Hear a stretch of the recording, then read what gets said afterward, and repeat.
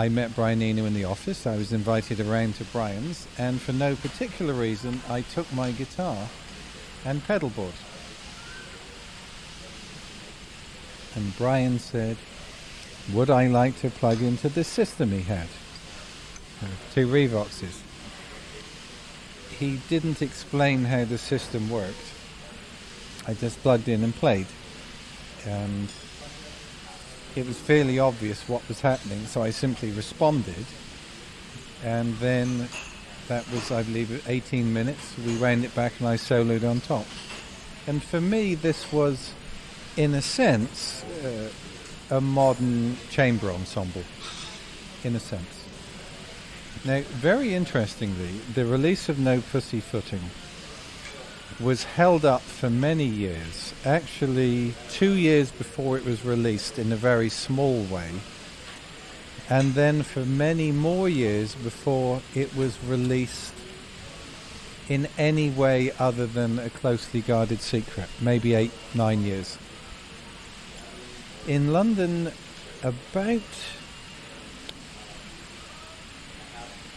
this is now about 4 or 5 years ago, I was having lunch with the man who was then the head of the management company and the man who was then, in 1972-3, in charge of the record company. And they said to me, we're beginning a new record label and we would like you to do a Frippertronic album. And I said, well, I'll consider this. And then they said, well, you should solo over it, of course, like you did on No Pussyfooting.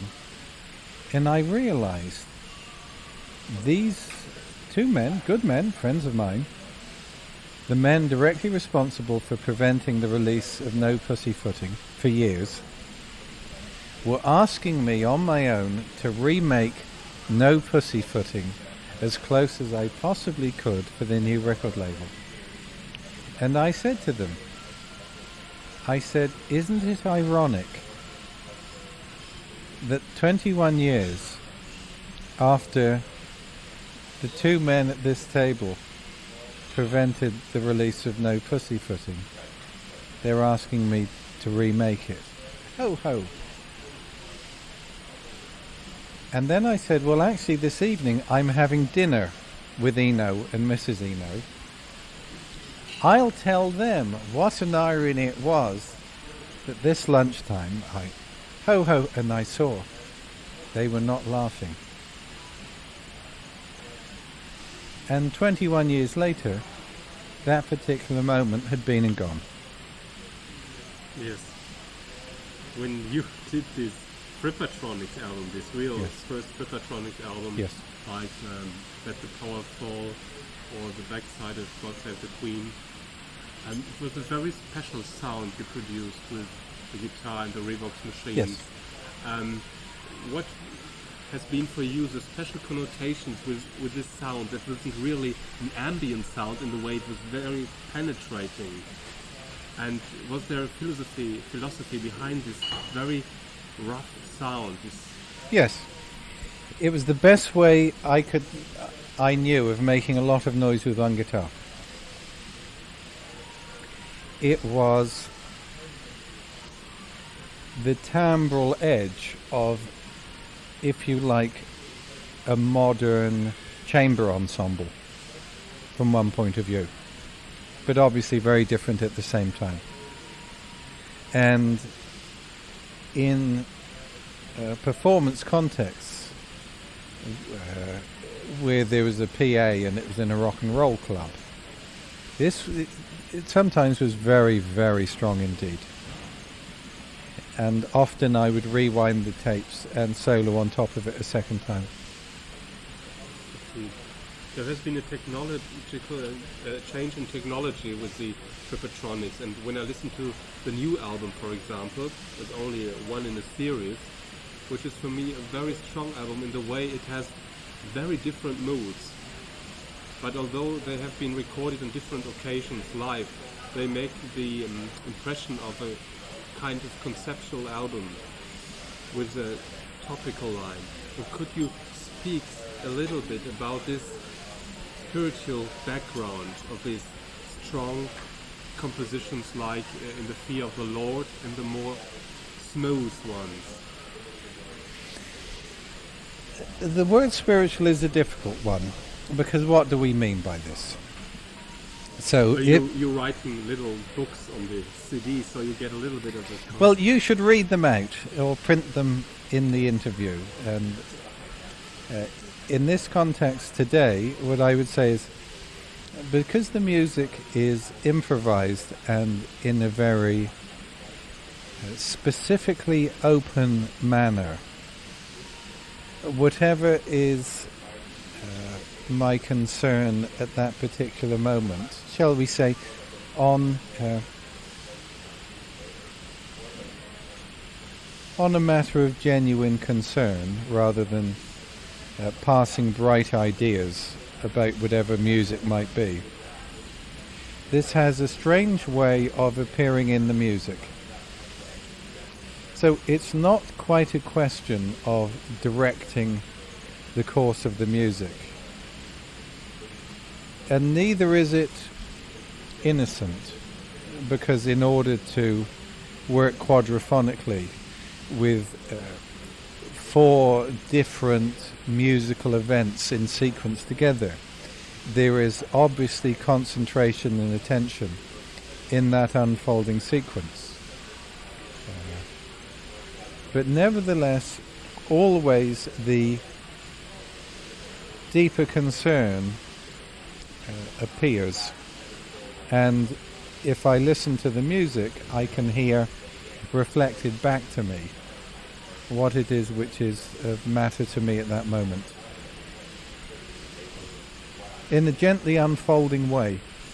For example, in America, I was G4 in the G3 tour last year, 2 legs with Joe Satriani, Steve Vai and Kenny Wayne Shepherd, and I was the G4, and they suggested I play for 20 minutes as an opener for Kenny Wayne Shepherd, and I suggested that I go on stage as the doors open, so that from the moment people walk into the auditoria, there is music there specifically for that evening to prepare the space and prepare the way for what follows. Now, 2 months of that with it all recorded, to listen through the period of time is to see an inner development and the gradual unfolding of a mirror to my concerns. You? A lot of what you just talked about was improvisation. Yes. I wonder if you can draw a line between what's happening inside your head. How much of what you do is a matter of control, and you know what you're doing, and how much of it is, I don't know where it comes from, where I know. Firstly, if you know what you're doing, you don't know what you're doing. Secondly, if you know what you're doing, then you might as well not do it. It's already done. And thirdly, if there is something which I very, very much want to play, there's a tension which I experience that I have to abandon what I want for the moment, because although I might have a particular approach to clear the air to begin the performance, it doesn't work like that, and in some places the sound lacks conviction, and I know there's something else waiting to be discovered. So the next thing is a process of discovering it, and it might be in 20 minutes or 30 minutes or 3 days or a week. But it's a question of a sense of a gentle necessity waiting to be discovered and permitted. Is there any procedure of either preparing oneself? Yes? Well, firstly, you have to be where you are.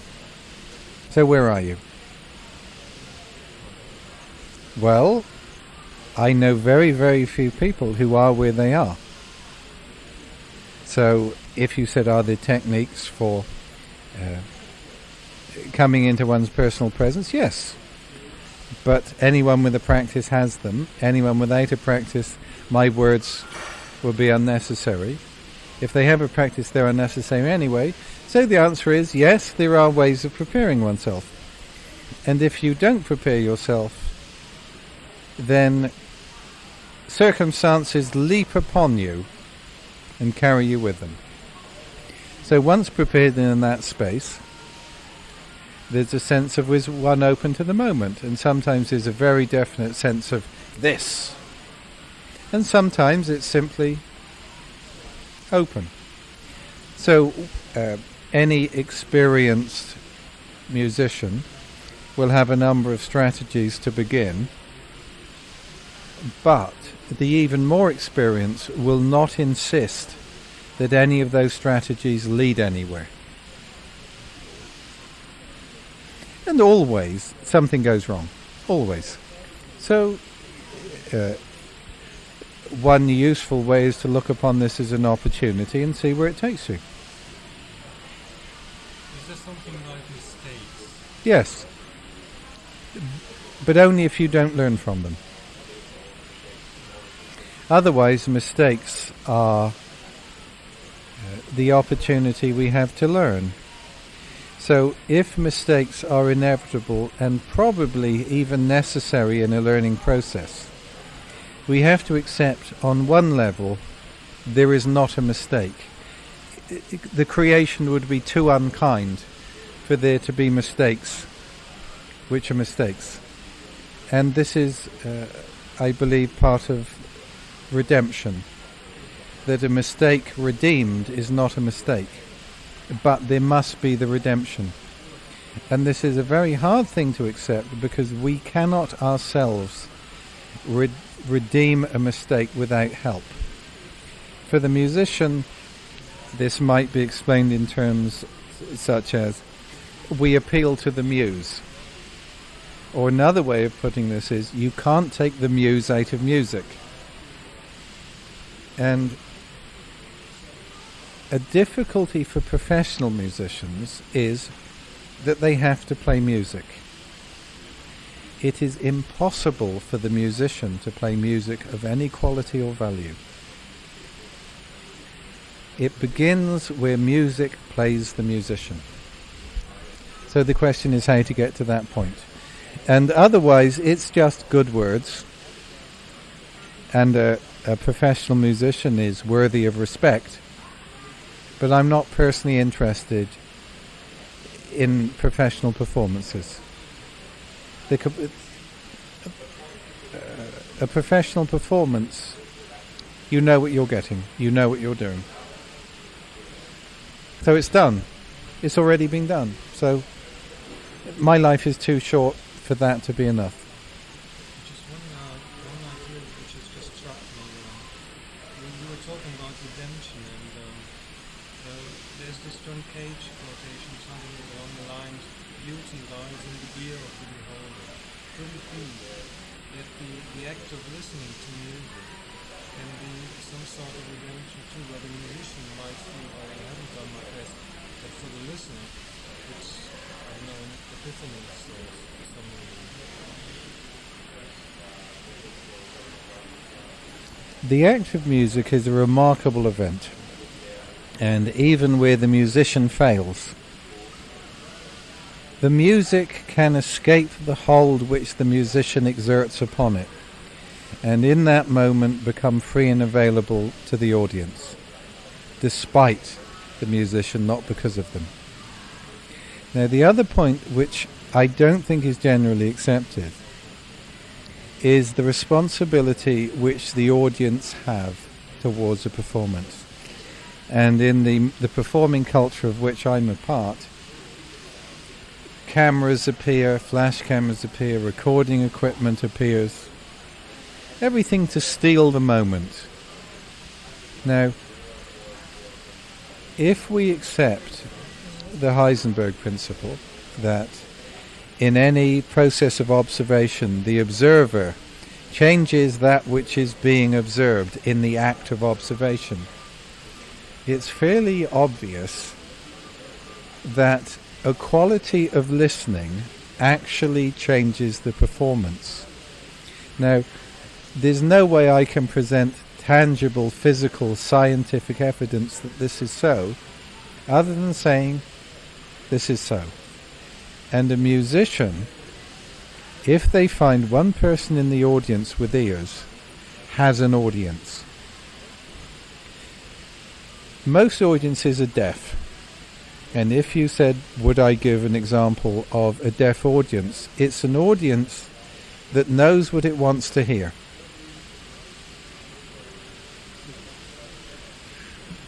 And once again, we're back at the same point. If you know what you're doing, you don't know what you're doing. If you know what you want, it's done. So what are we doing here? Yeah. If there is a pair of open ears, the act of music changes as a qualitative event. Similarly, whenever a musician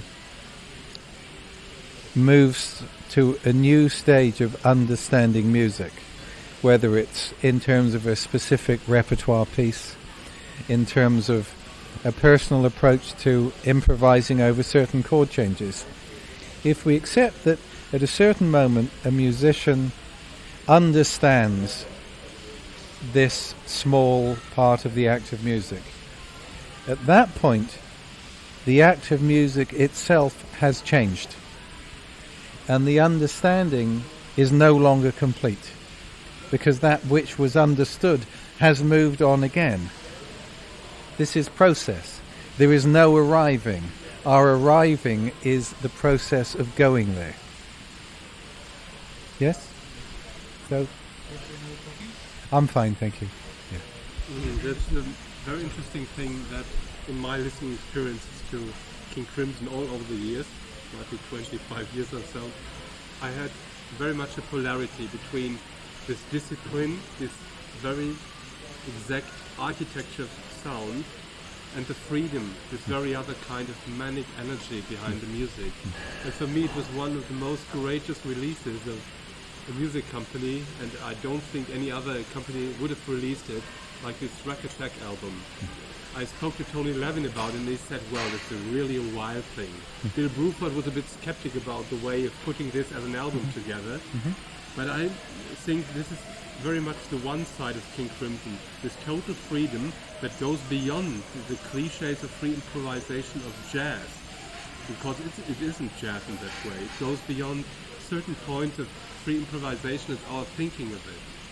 So I listen to this album quite often in certain moods. Only possible in certain moods, I think. And could you reflect something about this? Because it's a typical example of doing something where you don't know what you're doing. And in some way it's magic. And it's difficult to speak about such a process. The kind of... This question is often asked about the two sides, discipline and freedom.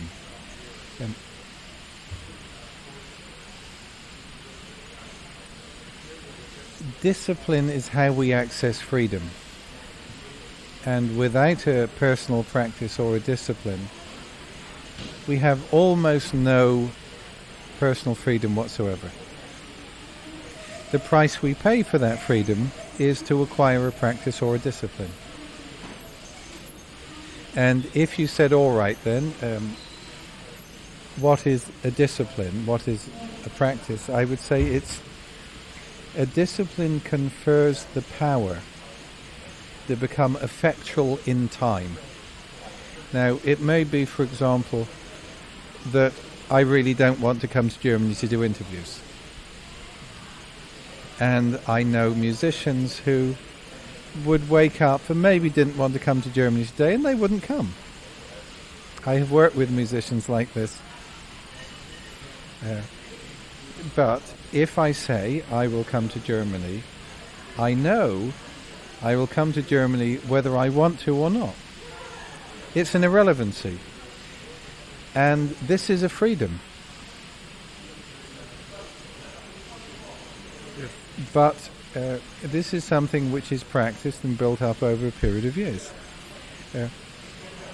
A question I was asked this morning had to do with punk.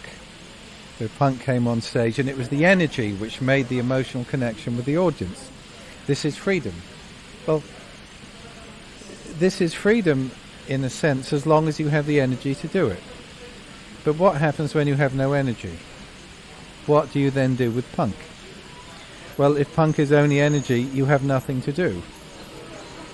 Now, as someone who very much welcomed the energy of the punk movement, nevertheless, I have to say this is not a freedom. If one's personal energies are not within one's volitional access and direction, very little is possible. So I think the King Crimson Corporation from 82 to 84 was in some way reflecting punk energy and moving in certain directions. And as you described it on the Absent Lovers, you described about the influence of world music and the energy which came into this Yes. world of King Crimson. Yes. Well, for me, 1981 was the pivotal year for this. And after that, some of the other members of the band had really had enough of what Robert wanted to do with that. So, for me, the direction dissipated. It was still a very good band, and there was the initial impetus. But instead of taking 1981 as a beginning point, it was more, well, we've done that, now I'd like to do it as I used to do it. I exaggerate a bit, but you get the sense. But the question is, if you're going to have a nuclear explosion, you have to contain the elements so that there's a chain reaction. And it's exactly the same within a group or within planting a garden. You have to set a definition so that there is a containment of energy. This is part of the ordering process. You need more water? Yeah, that's all. I'm fine.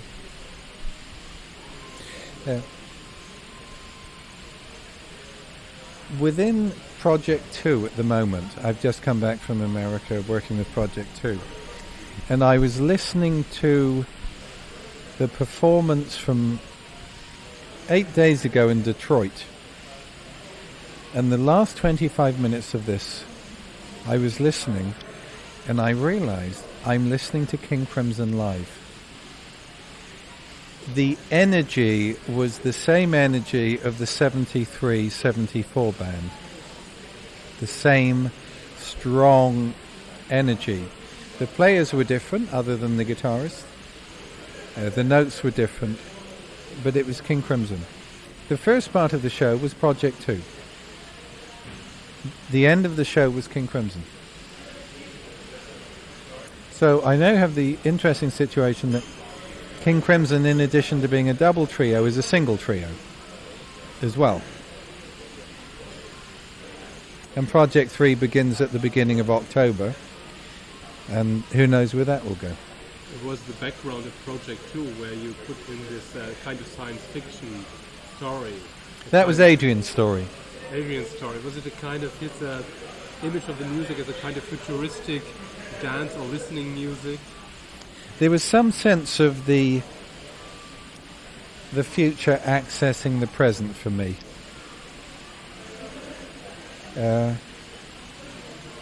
Time is strange, and we often think we're working in a straight line towards the future. Well, that's one level of experience, but another way is the future is already in place if we find a way of connecting with it. And this is where This is where music gets interesting. In your whole career, there was one certain album in your time in New York, which was, I think, quite a heavy time, as I read. It was this Exposure album, where you put in the words of one of your teachers in that time.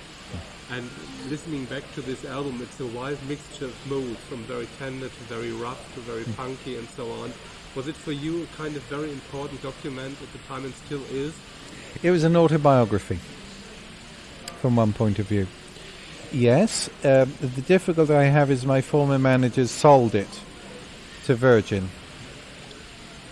Hence 7 years litigation against my former managers, BMG Publishing and Virgin Records, which came to an end finally in September of last year. So I don't allow myself to be covetous or protective of the record, because I no longer own my own work, which I paid to make. But yes, I view that as an important album. For me. I don't know about anyone else, but for me it is. Interestingly, the woman Joanna Walton, who wrote most of the lyrics, was on the Pan Am 103 Lockerbie flight.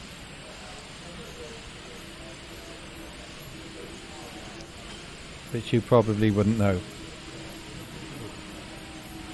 But the time in New York was remarkable.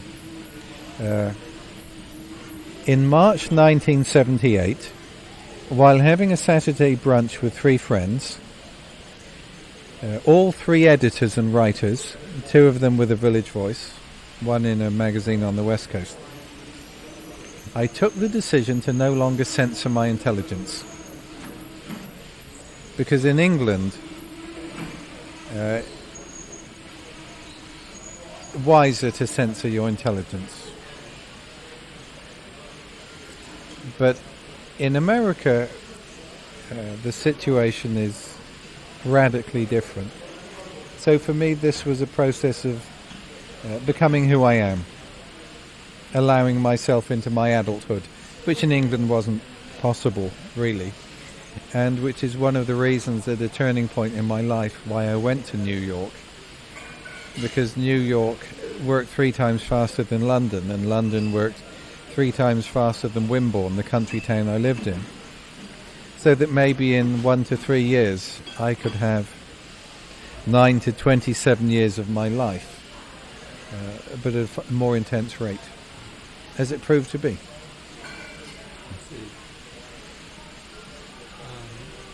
Turning back the talk for a time, can you remember the first time a musical experience grabbed you so much that you said, I want to have more of that, I want to even do this? Well, the quick answer is yes. Do you have another question? Could you elaborate? All right.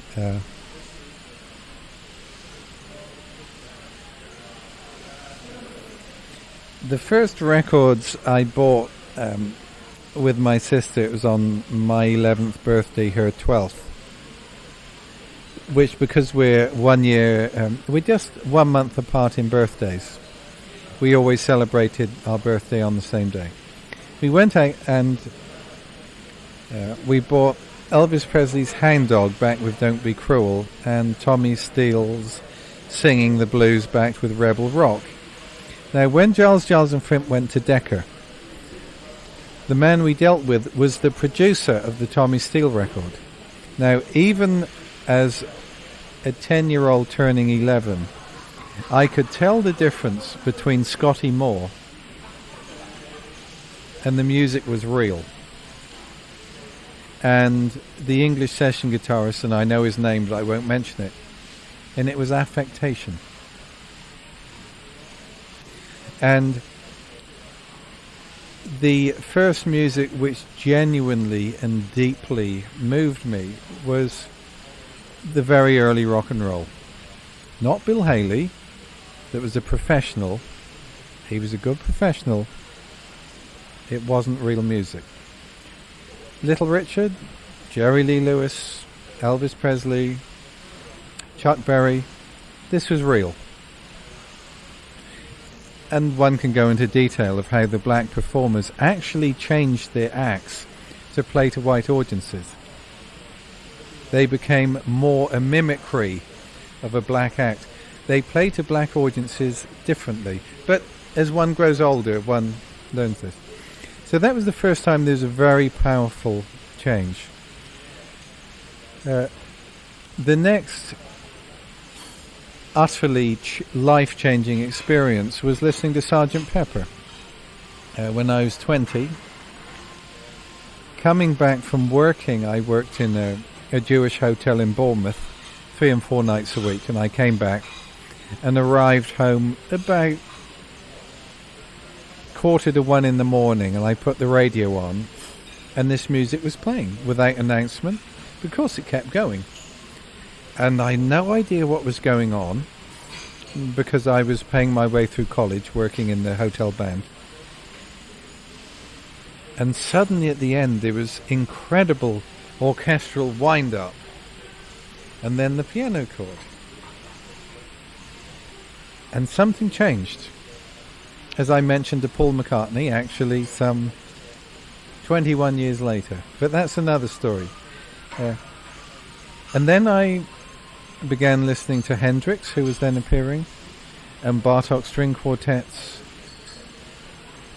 And it seemed to me that this was one musician speaking in different dialects. So the sense to the young 20-year-old guitarist was not that there are all these different kinds of music, but there is music which can speak directly to the person listening. And I was just about to go to university to be a dutiful son to my father, to go into a real estate firm, to qualify and go into real estate. And I couldn't do this any longer. So I abandoned that and I went to London. So there are two particular moments. Now if you said, all right, keep going, say some more, well, I would then have to move into personal musical moments of epiphany within my own playing life. For example, with King Crimson in 1969, where my sense was of a benevolent presence that was available and even directing the group, that had nothing to do with the group itself, that we call the Good Fairy. Now, the experience was almost like if you're with a friend and you close your eyes and you can sense the presence of your friend, and you open your eyes and they're still there. And there are some exercises which we actually haven't begun in Guitarcraft with this, to develop these particular sensitivities and sensibilities. But there was this sense of the presence of an other. And then in the middle of the year, this changed. The young men in the band became exposed to lots of pressures and temptations, and the focus and the intensity of the band began to fracture, but the momentum continued until the end of the year. And at that point, with everyone leaving King Crimson, I knew that whatever I did for the next 2 years would be wrong, but had to be done anyway to get to the other side. And that was it. And that really carried over into Lark's Tongues and No Pussyfooting, which happened at the same time. And something else changed again. And in 1981, remarkable things happened. But these have to do with the subtleties of the life of the musician, which are probably not so easy to talk about baldly, other than to say in 1981, once again, this friend came to visit, quite tangibly, for me, quite tangibly. Like here I am driving and my friend is sitting next to me. And that's how disciplined the group became King Crimson. Not because Robert decided to change the name, but because here was my friend sitting with me in my car on the way to rehearsals. So I say this, and you make of it what you will, but nevertheless that is the situation. The next time of very considerable radical change was with Guitarcraft, which is almost outside the public sphere. And if you said to me, have I had recently a sense of musical power descending, I would say yes. In Chicago 11 days ago. With Project 2 or with Experience? Yeah. I wonder, as this is such a long process being a musician, if I like it to you that long, you're bound to face frustrations, either being your own playing that you're in for something and you can't reach it for some reason, or business. And I wonder if you can name one or two instances where this is gratitude and how did you cope? Could you be more specific, please? For example, if you say you ran into trouble, say with management, Oh, sure, or yeah. whatever, and well, personally, I personally say, oh, I'm going to quit, I'm not going to deal with that anymore. And how did you cope with a situation like this, or if you musical situation that was no longer satisfactory, how did you get out of it? Right. There are strategies. All right. Well, look at the first one to do with management, because that was 7 years of my life. In Guitarcraft there's an aphorism, which is actually the first rule of applied art, which is turn a seeming disadvantage to your advantage. The greater the seeming disadvantage, the greater the possible advantage. Now, the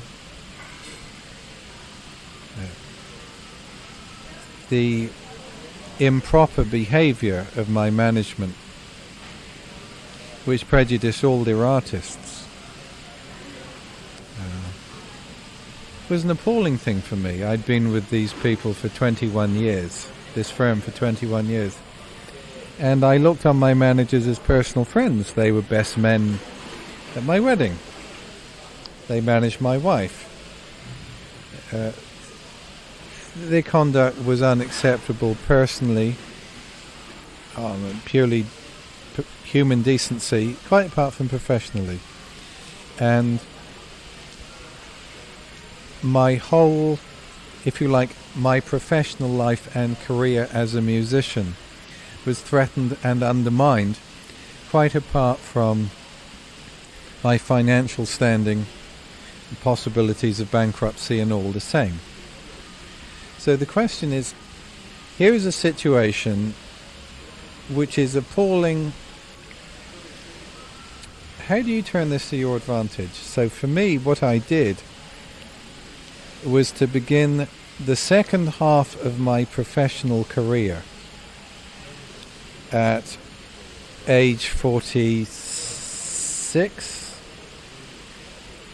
with the same energy commitment that I had as a musician of 21.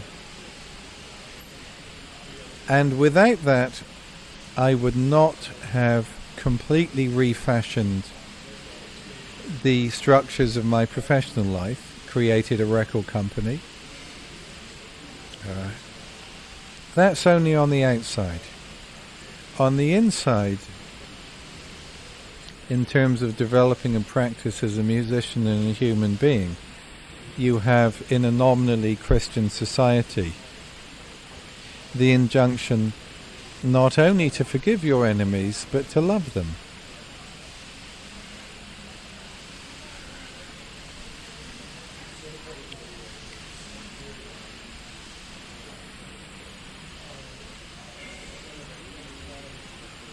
If we set ourselves this standard, what do you do with it? How do you find a way? So, on the outside, the opportunity was to radically restructure my professional life.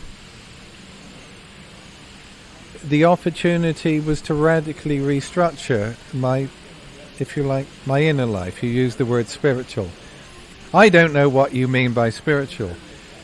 But if you look at problems of forgiving your enemies, quite apart from loving them, you come close to that kind of question. And it was just enough that you feel I understand, sure, I understand, yes. And I remember for a year, I would get up in the morning and go down to my personal computer, and I would work all day on letters, legal things. I would print them up, I would take them over to a small fax machine, fax them off. At midnight, I would get my cappuccino so I could work until 2, 3, 4 in the morning. Go to bed, get up the next morning at 9, cappuccino, and begin again. Every day. Not 6 days a week, 7 days a week, for months at an end. And if you said, well, how did I do this? Without my background in guitar craft, it would not have been possible. So this is the freedom conferred by a discipline or a practice, that one becomes able to do things which otherwise would not be possible. Simply inhuman, not possible. And one learns to access help, and help becomes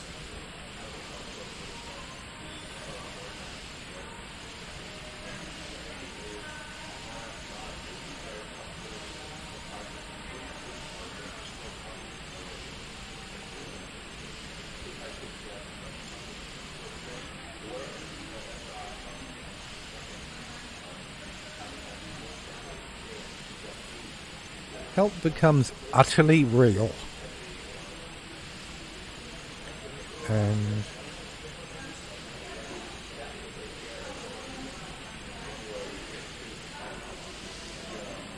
one of the ways of help entering our world in a normal, everyday fashion, available to anyone, is music. But because in our culture this is mediated by commerce, what is an inexpressibly benevolent and available impulse becomes corrupted. So to a young musician, if anyone from a record company comes to you and says, "You want to sell records, don't you?" I would say, speak to this man, because it will be a man, not a woman. Speak to this man. You lie for money. Get thee behind me, A&R man.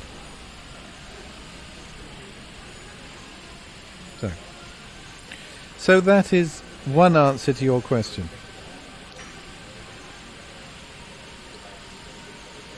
And you're using a certain energy to cope with your so-called enemies.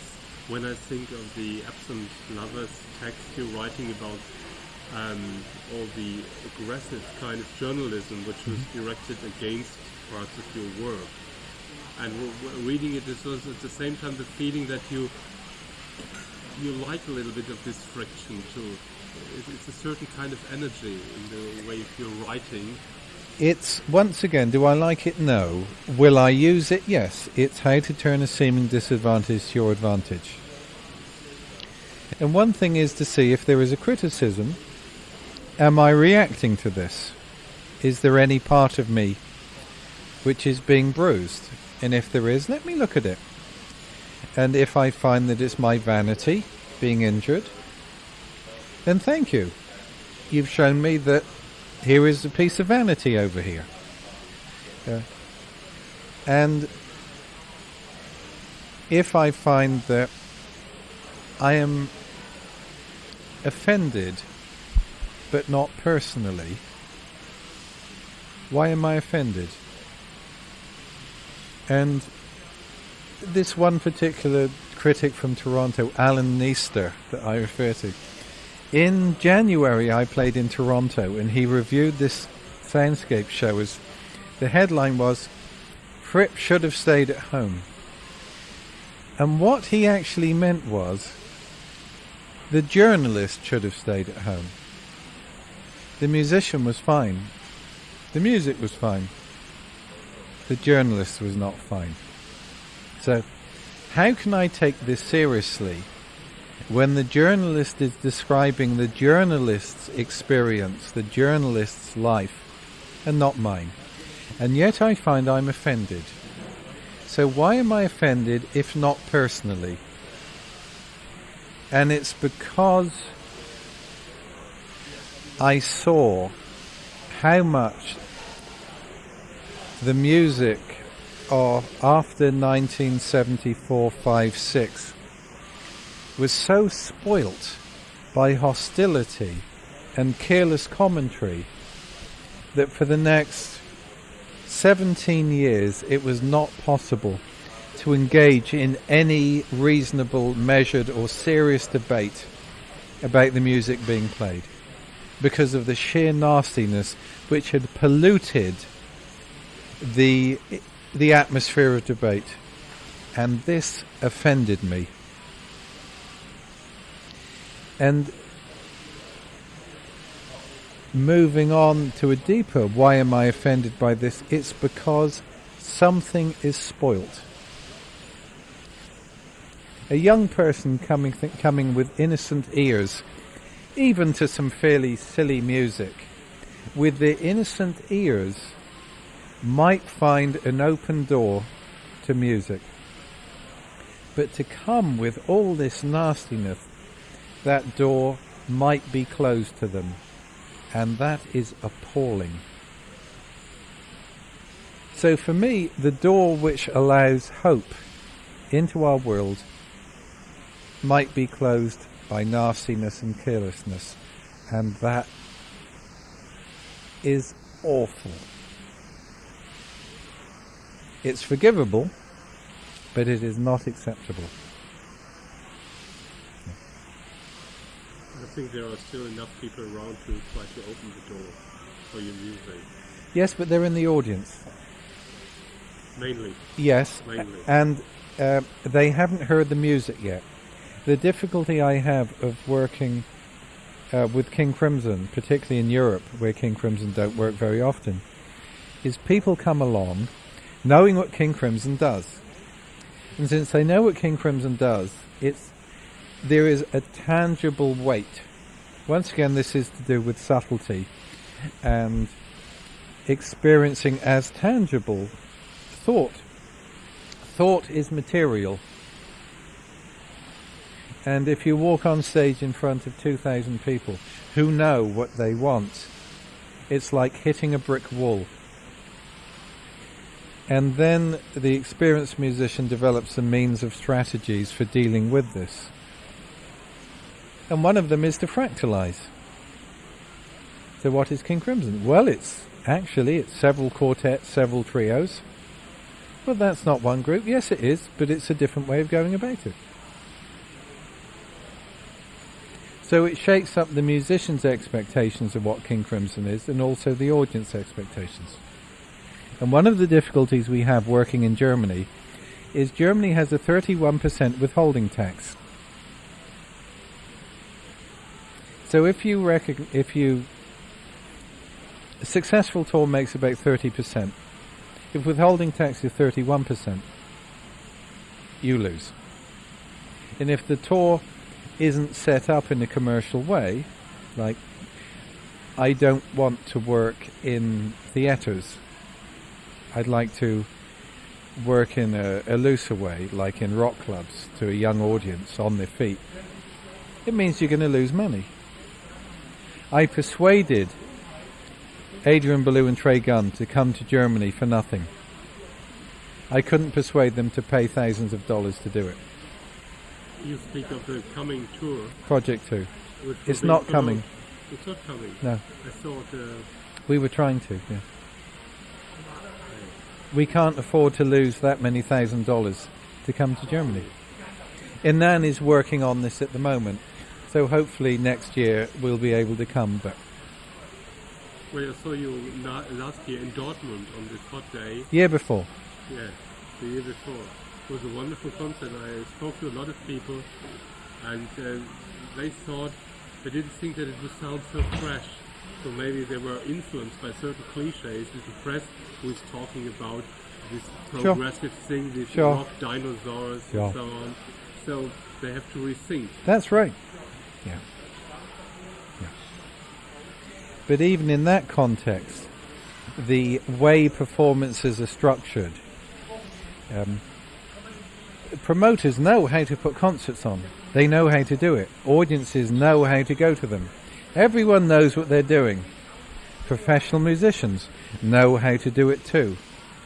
So you're in a situation where everyone knows what they're doing. So why do it? You know what it is. You've already done it. It's been done. Move on.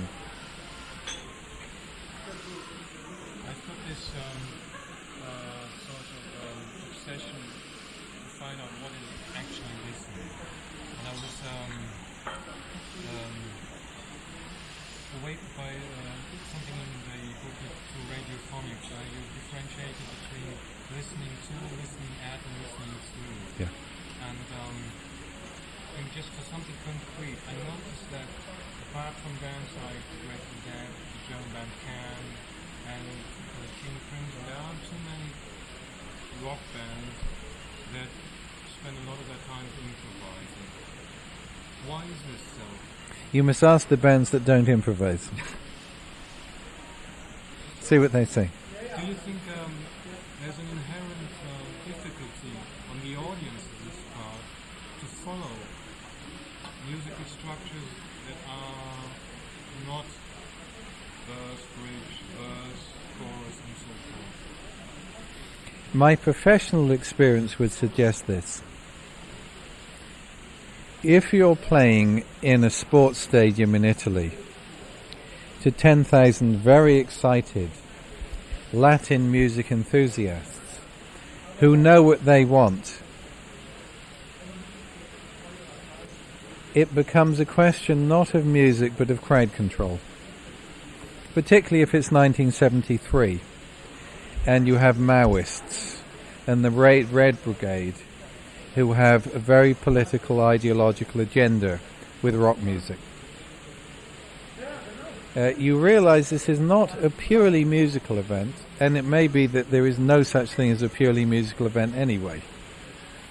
But that's where there is an ideological component, which is still a way of thinking which is solid. In a commercial culture where people pay far too much money for a ticket to a show, they've paid their money, they know what they want. I have a right. I paid my hard-earned pay. Once again, the thinking is as solid. The audience which is prepared to pay money to work at listening numerically is smaller.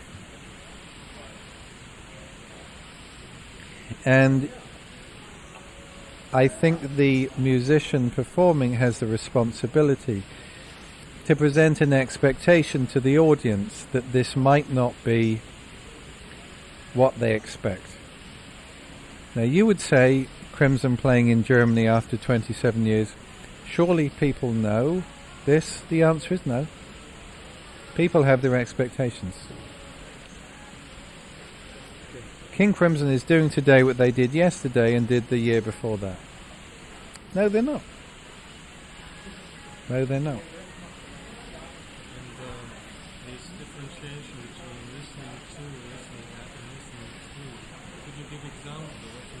Yes. Each belong to a different experiential domain. In some schools, these are referred to as worlds, because it's like being on a different planet. And one way of approaching this is to say that the attention span, which is volitional, grants you access to different qualitative or experiential domains. Like, if your attention is attracted by what you like and you react against what you dislike, you can only ever listen at. You will never listen to. And in order to listen to, it requires an attention span of 45 minutes. This is quite specific technical criteria, which within guitarcraft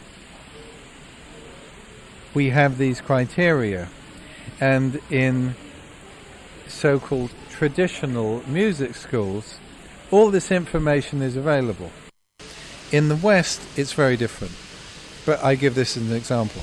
So if you have volitional attention span of 45 minutes, you have the capacity to listen to. You might like it, you might not, it might be interesting, it might not. You'll still listen for 45 minutes. If after that you don't like it, you can't get to it, you go. If you have a volitional attention span of an hour and a half, you will be able to listen through music and interrogate the creative intelligence which is on the other side within the music. And then things change. Now, sometimes, as in the experiences we were talking about earlier, this redemptive, creative intelligence, this benevolent impulse, which has the possibility of reaching us through music, and in other ways, but through music, sometimes this comes to us as a gift. Why? Because it is a gift. But we can't walk around with our mouths open in the hope that fried turkey will fly into our mouth. We must make the effort to move the other way. And this will always be against gravity. It will always be against gravity. It will always be against the current. So if we develop this capacity through practice over a period of time to have a volitional attention span of, say, an hour and a half, we become able to present ourselves to this benevolent creative impulse, that the muse begins to speak to us. Or to put it another way, that the musician begins to be able to be played by music. The professional musician can play music. The only problem is it's not music worth listening to, because it's been done before. But nevertheless, it is a necessary stage. Before you may be played by music, you have to say, I can play music, to a certain degree. And this is the difference in experiential domain or capacity domain between the professional and the master, or the mistress musician, because our language is gendered. The professional musician will say, I can play the music. The master musician says, I have never played this music before. This is the first time. I've spent 40 years getting ready for this music, and now let it begin, as if for the first time. An example, Casals. Possibly Glenn Gould. Hendrix on a Good Night. You get the sense. Hendrix never really lived long enough for this capacity to become established. But nevertheless, at that time, music so wished to be heard that it seized the opportunity of the cultural openness with a new generation of young people and open-air festivals to come into that world through music with a remarkable power.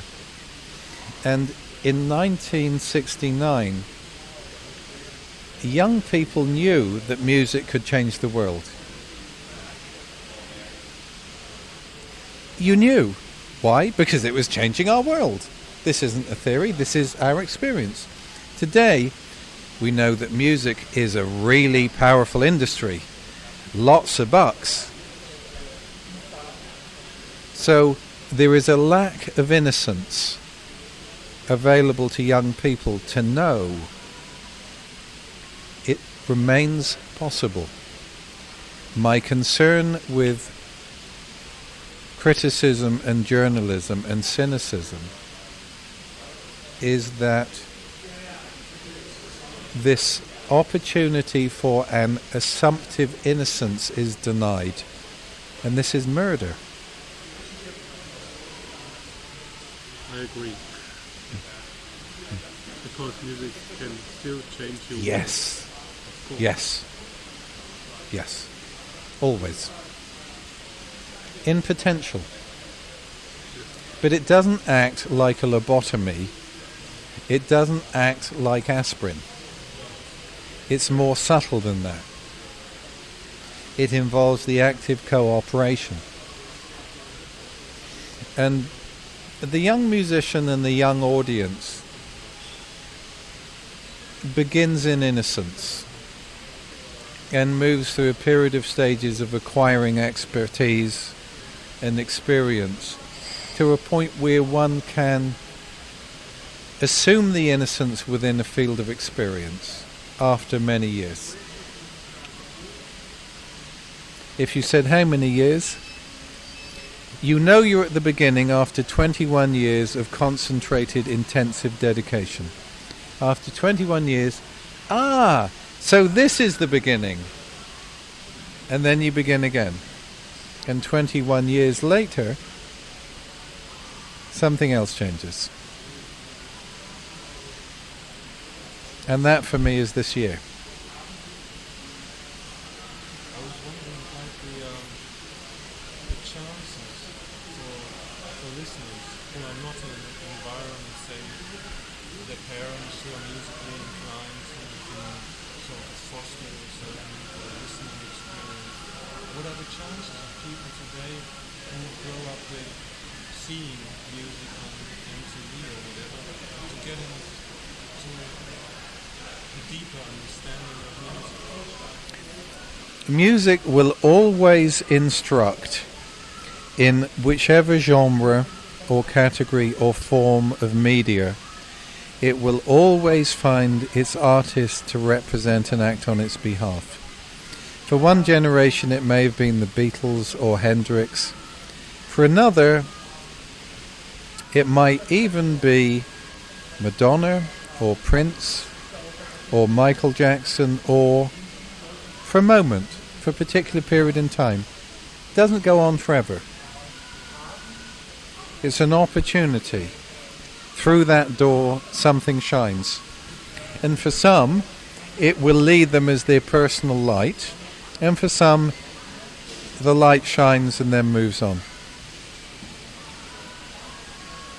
So no, the benevolent unfolding of the creative process will always find the person to act on its behalf. Okay, I thank you very much for Please. my behalf for talking. Thank you. Thank you. I might do my best. Thank you. Is it possible to have two more questions? Yes. Coming back just where I joined your conversations, maybe treating familiar ground, the loop technique which you use goes back to, let's say, Pierre Schaeffer and Pierre Henry, and then was picked up in a different way by Terry Wright and David Allen and these people. How did you come across it? Through Eno. My background as a musician was very different to Brian's, whose background was in fine arts, art processes, and so on. Mine was the background of the working musician. You learnt your instrument, you learnt to read music, you went out, and for me, I played in 2 semi-professional rock groups. Then I went into a Jewish hotel orchestra playing bar mitzvahs, weddings, cabarets, quick steps, tangos. So when I moved to London,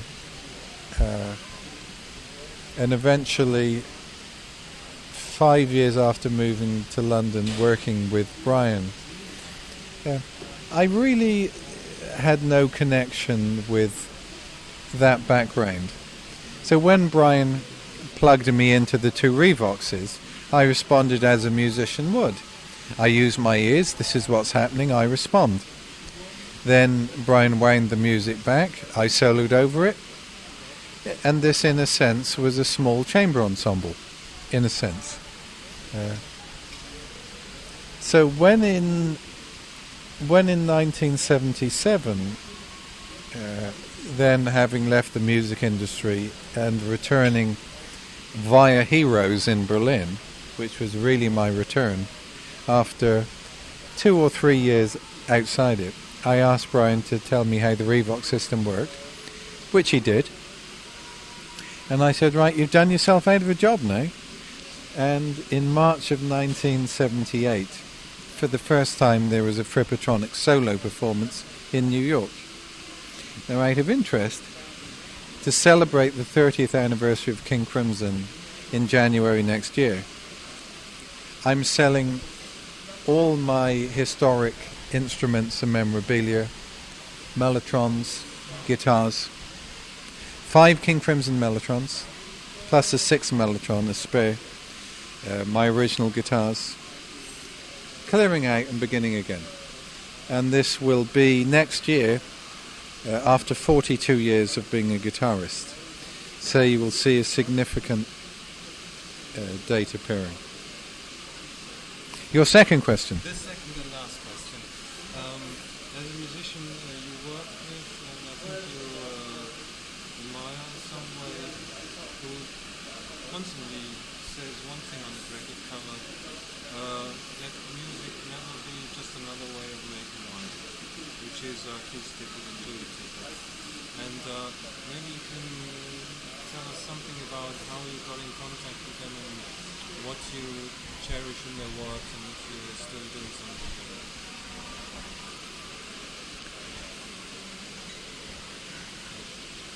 I first met Keith in 1969 when